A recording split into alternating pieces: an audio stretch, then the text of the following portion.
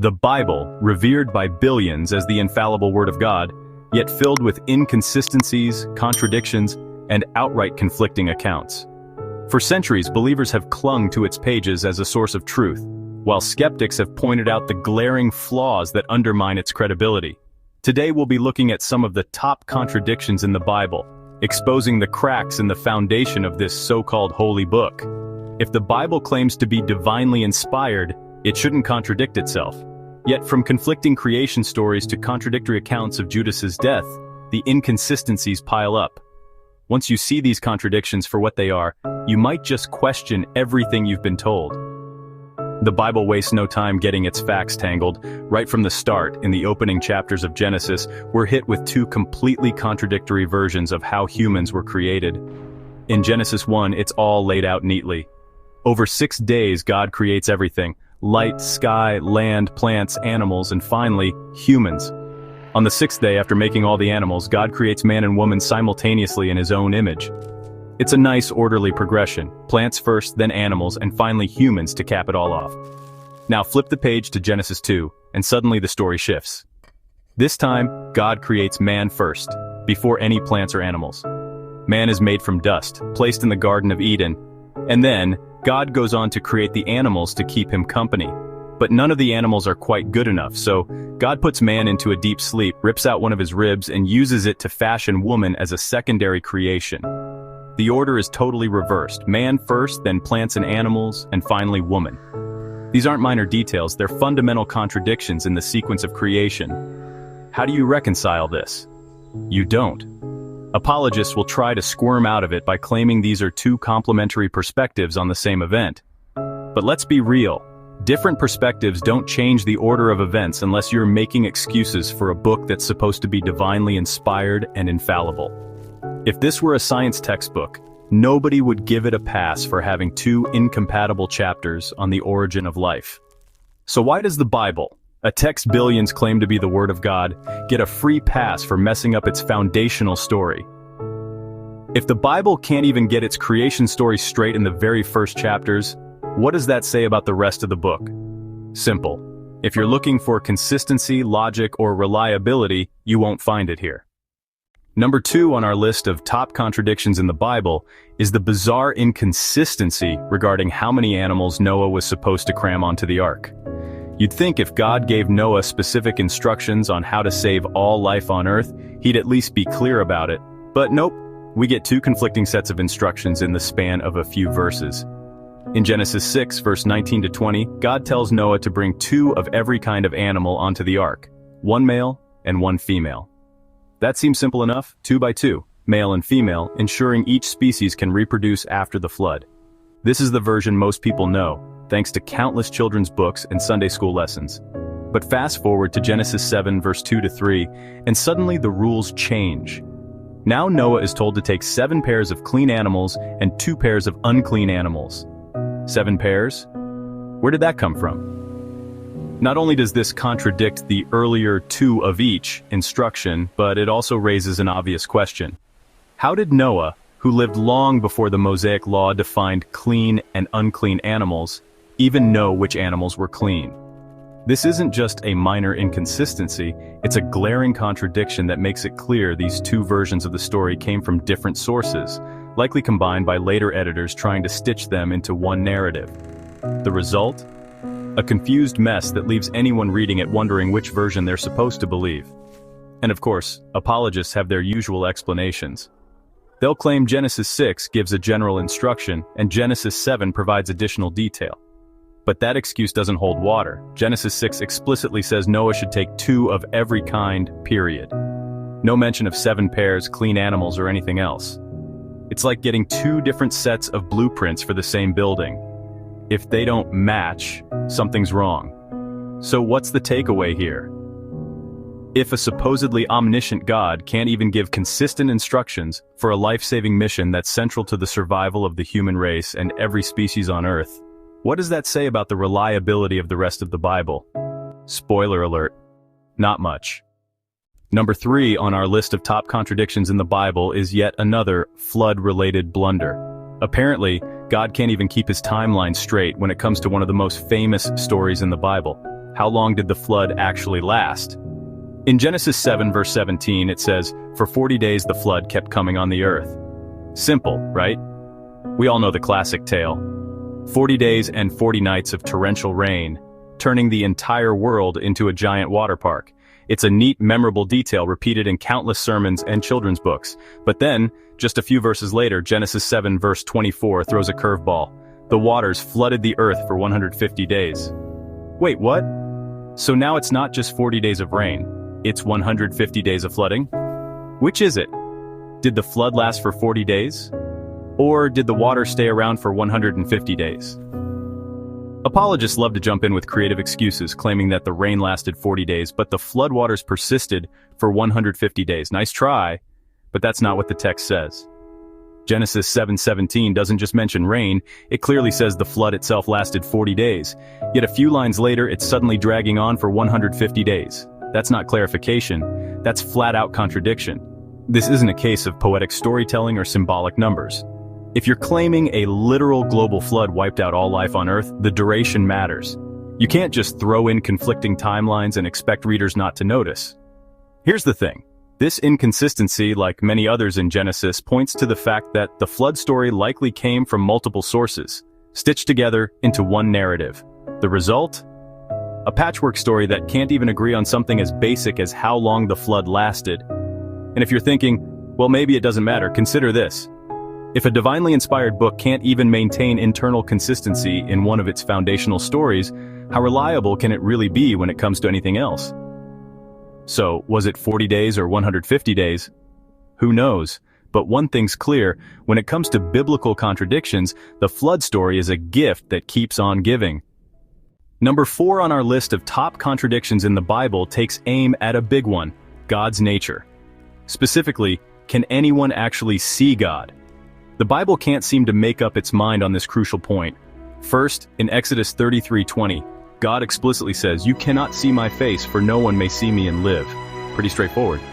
If you see God, you die.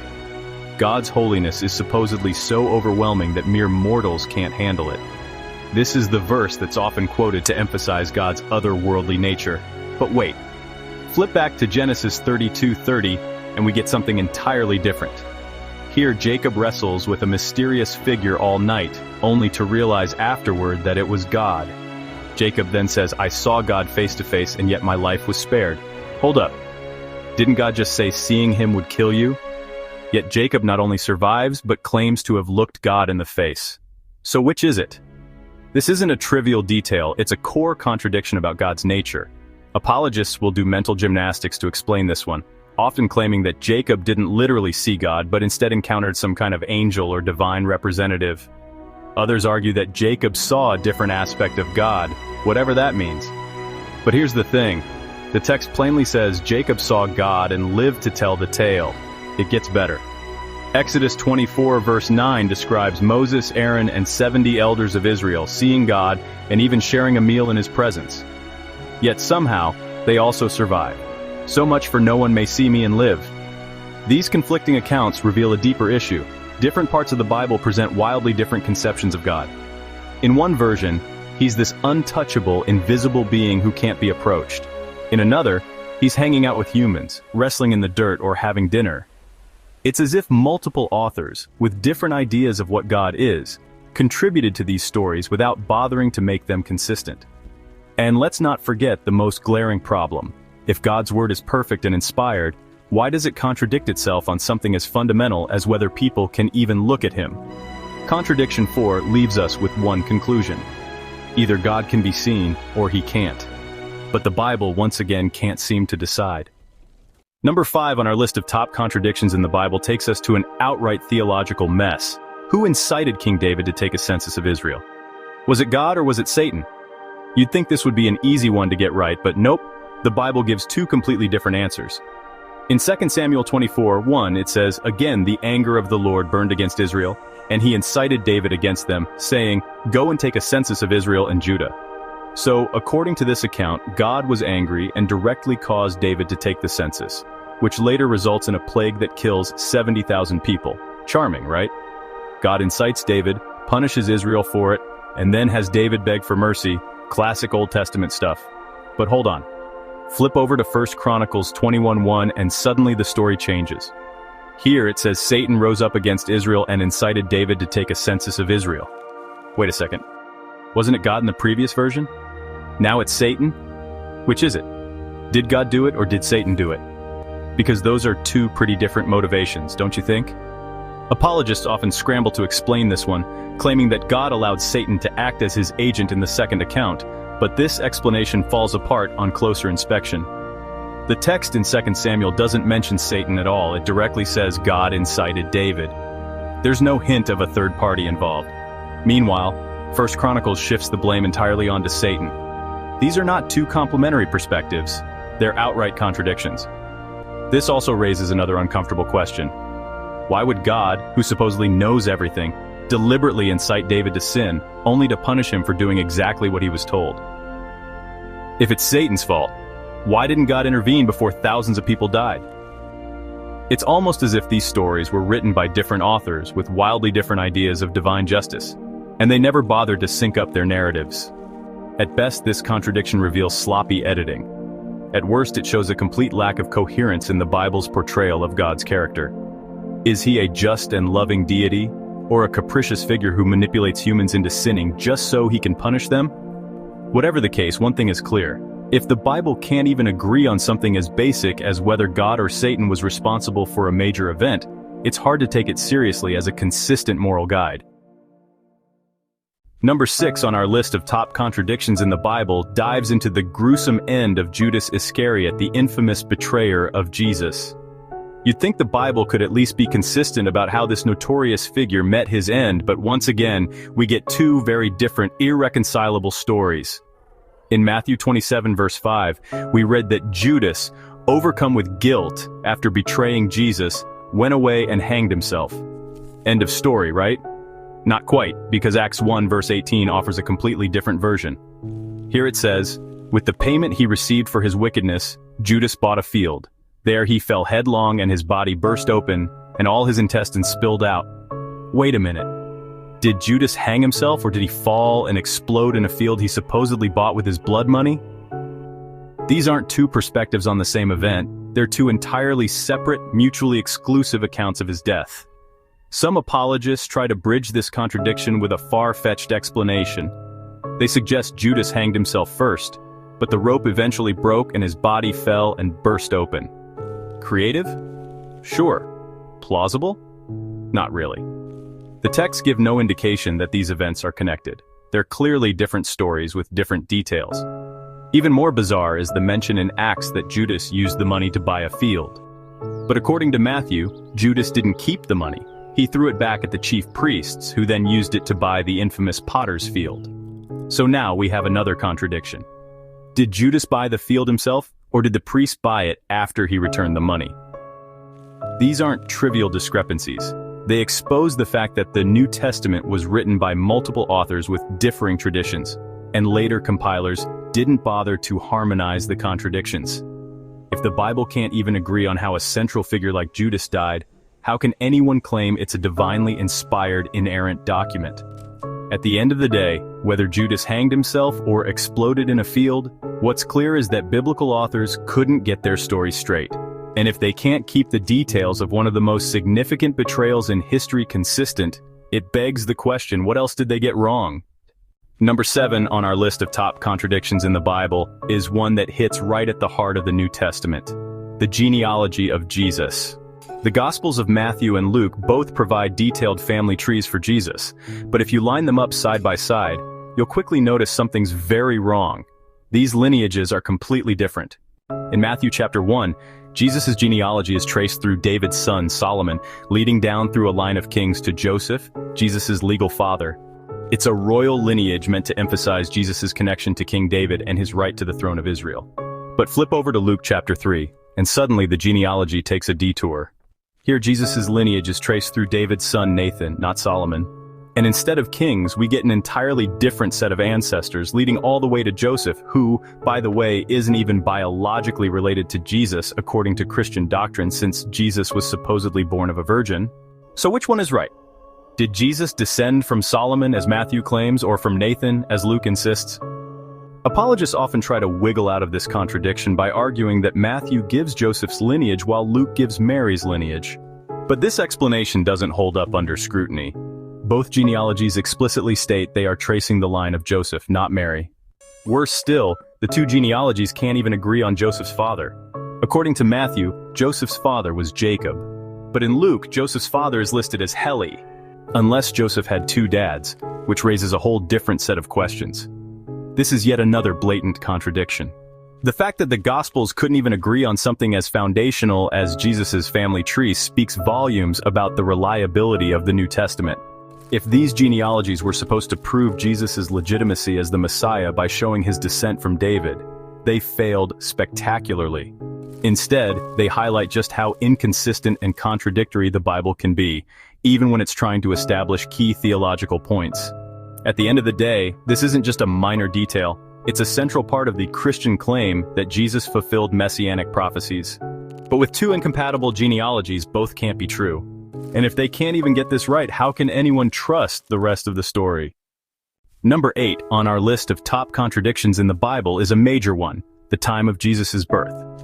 You'd think the Gospels could at least agree on when the most important figure in Christianity was born. But nope, we get two conflicting timelines that can't possibly be reconciled. In Matthew chapter 2 verse 1, we're told that Jesus was born during the reign of King Herod. Here's the problem. Herod died in 4 BCE. So according to Matthew, Jesus had to have been born sometime before 4 BCE because Herod plays a big role in the story, including the infamous massacre of the innocents. Now let's jump to Luke chapter 2, verses 1 and 2, which gives us a completely different timeline. According to Luke, Jesus was born during the census conducted by Quirinius, the governor of Syria. Here's the kicker. Historical records show that Quirinius didn't become governor and conduct his census until 6 CE, a full 10 years after Herod's death. So, was Jesus born before 4 BCE when Herod was alive, or after 6 CE when Quirinius conducted his census? These two timelines are separated by a decade, and both can't be true. No amount of theological hand-waving can fix this glaring contradiction. Apologists have tried all sorts of mental gymnastics to resolve this one. Some claim Luke's reference to the census is metaphorical, or that there was an earlier, unrecorded census under Quirinius. But these explanations don't hold up against actual history. The Romans were meticulous record keepers, and there's zero evidence of any earlier census during Herod's reign. Others try to argue that Luke simply got the dates wrong, which raises an obvious question. If Luke can't even get basic historical facts right, why should we trust anything else in his gospel?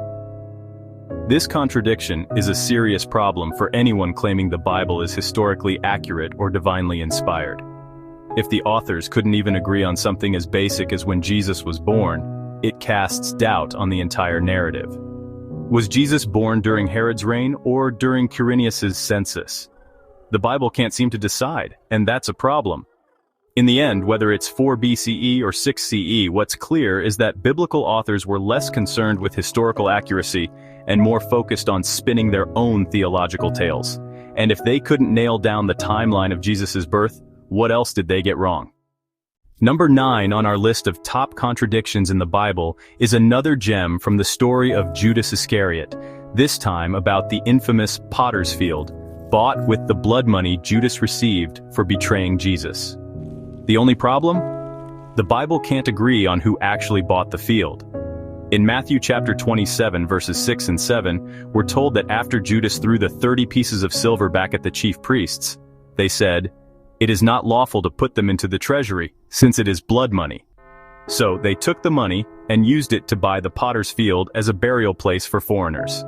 Simple enough, the priests bought the field, and Judas had nothing to do with it beyond returning the money.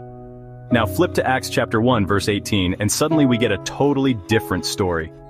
Here Luke writes, with the payment he received for his wickedness, Judas bought a field. There he fell headlong, his body burst open and all his intestines spilled out. Wait, what? In this version, Judas himself buys the field, not the priests. How exactly does a dead man go out and buy real estate after throwing away the money? This isn't a minor discrepancy, it's a glaring contradiction. Either Judas bought the field, or the priest did. Both can't be true.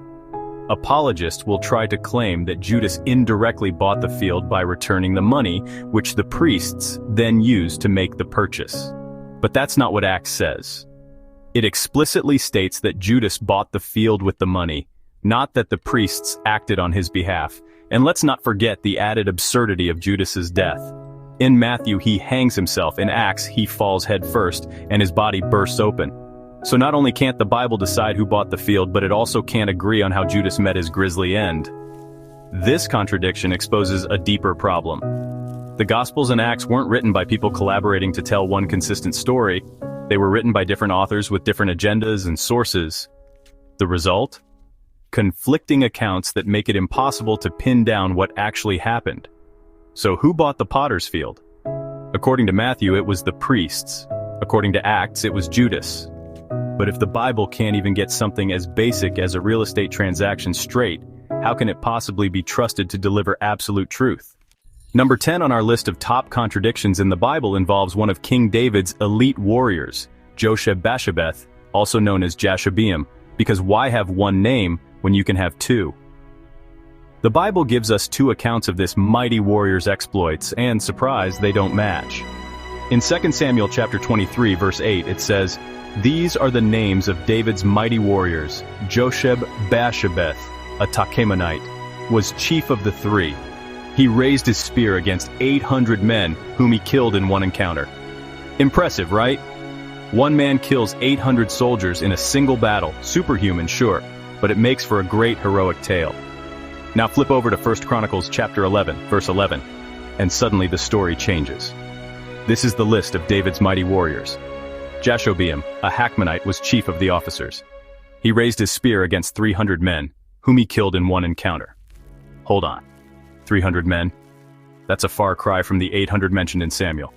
So, which is it, 800 dead or 300 dead? Unless the author of Chronicles forgot to carry a 5 in his calculations, this is a blatant numerical contradiction. It's not like we're dealing with an off-by-one error here. The difference is a whopping 500 men. That's not a rounding mistake. That's a totally different story. Apologists might argue that these are two separate events, but that explanation falls flat. Both accounts are describing the exact same warrior performing the exact same feat, raising his spear and killing an absurd number of enemies in a single encounter. It's clearly meant to be the same story, just told differently by two authors who couldn't agree on the details. This contradiction highlights a broader issue with the Bible's historical reliability. If even basic battle statistics can't be trusted, something you'd expect to be pretty consistent, what does that say about the rest of the so-called historical narrative? It's obvious that the authors of Samuel and Chronicles were working from different traditions or sources, and rather than reconciling the numbers, they each ran with their own version. The result? A glaring contradiction that makes you question whether these stories were ever meant to be taken as literal history in the first place. So, was it 800 or 300? The Bible can't seem to decide. But one thing's for sure. If you're looking for factual consistency, you won't find it here. Number 11 on our list of top contradictions in the Bible revisits the tale of David's census, but this time we're focusing on who was responsible for inciting David to commit this so-called sin. If you've read the Bible, you'll know it can't seem to decide whether the blame lies with God or Satan. In 2 Samuel chapter 24 verse 1, it says, "Again, the anger of the Lord burned against Israel, and he incited David against them, saying, 'Go and take a census of Israel and Judah.'" According to this version, God was angry at Israel, so he stirred up David to take a census. Then, after David follows orders, God punishes him by killing 70,000 innocent Israelites with a plague. Talk about divine overkill. And now we turn to 1 Chronicles chapter 21 verse 1, and suddenly the story shifts. Satan rose up against Israel and incited David to take a census of Israel. Wait, what? So now it's Satan doing the inciting? How does that work? Did God wake up one day and hand off his wrath duties to Satan? Or did the chronicler just rewrite the story to make God look better? This isn't a minor discrepancy, it's a fundamental contradiction about who caused the entire event. In Samuel, God is directly responsible for inciting David. In Chronicles, it's Satan's doing. These two versions can't both be true unless you're willing to twist logic into a theological pretzel. And here's where things get even messier. If we take the Samuel version at face value, it paints a picture of a God who incites someone to sin, only to turn around and punish them for it. That's not justice, that's entrapment. On the other hand, if we take the Chronicles version, we're left wondering how Satan, supposedly a rebellious fallen angel, has the authority to incite a king unless God allows it. Apologists love to claim that this is just a case of God allowing Satan to act as his agent, but that's not what the texts say. Samuel explicitly states that it was God's anger that led to the census, while Chronicles places the blame squarely on Satan. No amount of theological hand-waving can change the fact that these are two contradictory stories. So who really incited David? Was it God, in a fit of divine rage, or was it Satan, the cosmic scapegoat? The Bible can't seem to make up its mind, leaving us with yet another contradiction that exposes the inconsistency of its supposed divine inspiration. If you enjoy our content, we'd love your support. By joining one of our channel memberships, you help us continue creating videos like this one while gaining access to some amazing perks. As a member, you'll unlock exclusive content available only to supporters, earn loyalty badges to show off in comments and live chats, and enjoy priority responses to your comments, shoutouts, and more. The best part? Memberships start at just $2.99 a month, less than a cup of coffee. Even small contributions make a big difference for the PJ Bible TV team in covering production costs and delivering the content you love. And if you're not ready to become a channel member today but still want to support us, there are other ways to help. Engaging with our videos is a tremendous way to show your support. By taking just a few moments to like the video, share it with friends, family, or on social media, and leave a comment, you're telling the YouTube algorithm to share our content with more people. Your support, no matter how you choose to show it, means the world to us. Thank you for being part of the PJ Bible TV community.